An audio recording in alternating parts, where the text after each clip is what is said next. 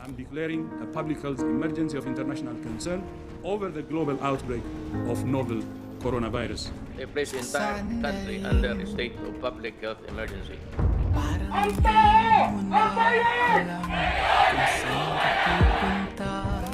A Manila court convicts Rappler CEO and executive editor Maria Ressa and former Rappler researcher-writer Reynaldo Santos Jr. for cyber libel. Environmentalists petition to stop the dumping of crushed dolomite along the Manila Bay Wall. The year 2020 has been the most challenging year for the Philippines so far during the 21st century. It brought a massive impact not only to the Philippines ourselves but to the history of our country as well.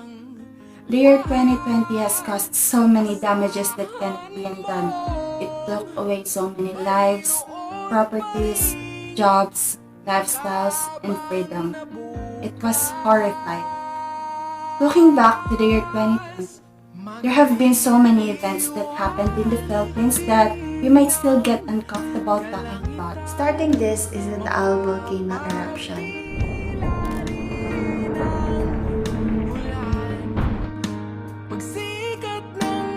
On January 12, Taal volcano had a phreatic blast that resulted in ashfall over Batangas province and nearby areas. The volcano's alert status quickly reached level 4. Several weak eruptions followed, and over a month later, the entire Calabarzon region was put under a state of calamity with nearly 500,000 people in the region affected. Following this is the COVID-19 crisis that we are still experiencing up until now. On January 30, the Philippines confirmed its first case of new coronavirus which causes serious respiratory ailment, COVID-19. She was a woman tourist who came from Wuhan City in Hubei, province of China, where the latest strain of coronavirus was first detected in late 2019. On March 6, the Philippine Health Department confirmed the first 2 Filipinos who tested positive for COVID-19. It was also at this time when the country's first case of local transmission of the virus was reported. On March 11, the government reported the first Filipino to die from the disease. Up until now, some region in the country remains on lockdown. In early November, Super Typhoon Rolly, the strongest typhoon to hit the Philippines, left path of destruction that took some time to rebuild.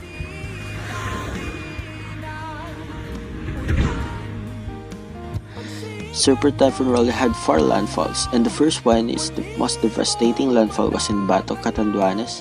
The second landfall was in PV Albay. A few hours later, before weakening into a typhoon, the third landfall was in San Narciso, Quezon, and the fourth landfall was in Lobo, Batangas. Super Typhoon Rolly left 22 dead and caused 14 billion damage to infrastructure and agriculture. The entire country under a state of public health emergency.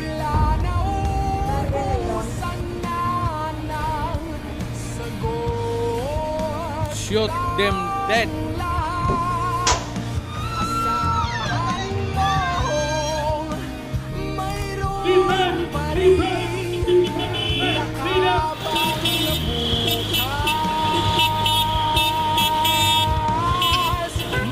Filipino nurse in the UK administers the world's first approved COVID-19 vaccine.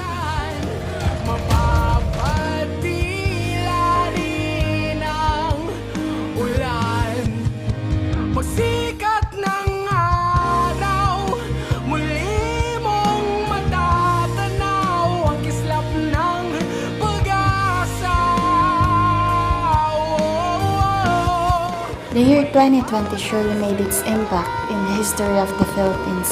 Lives were taken and the damage has been done. It was painful for most of us, but the only thing that we can do right now is learn from the lessons the year 2020 has taught us and move forward.